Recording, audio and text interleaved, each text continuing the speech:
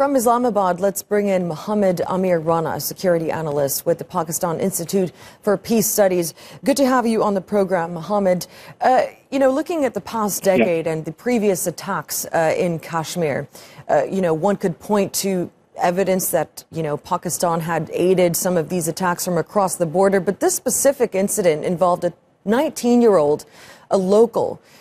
Is there any truth to the accusations that there could have been some assistance from across the border? That's right. The guy who managed this attack was the local, and even the explosive being used was purchased by the local black market. And these are all the evidences which have been shared by the Indian security forces. And you know that the Indian side of Kashmir is passing through a chaos and turmoil since many years.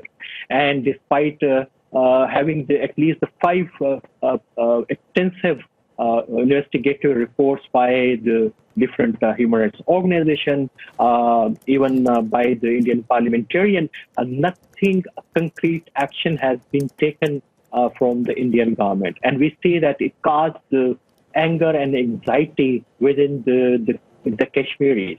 And there was a level of frustration was high.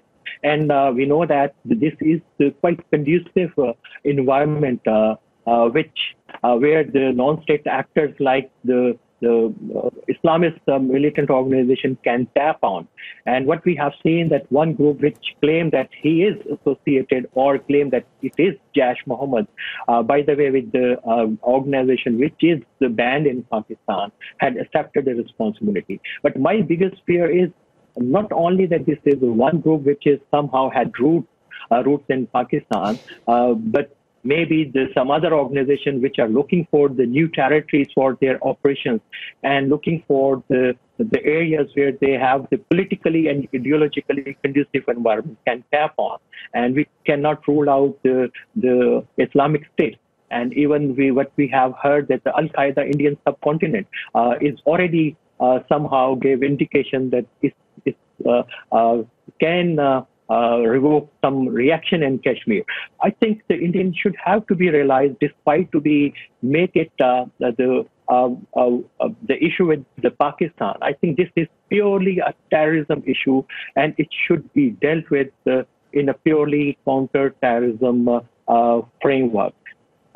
And what we have and jingoism in India, which is, of course, pointing out the Pakistan, is not going to be benefit the Indian and not, it will press the Pakistan to act on according to their desires. What was the Pakistan Prime Minister said today, and there is the video message, it was apologies, quite loud Mohammed and clear. Amir Rana. We're going to have to leave it there. Thank you so much for bringing in your insight to us.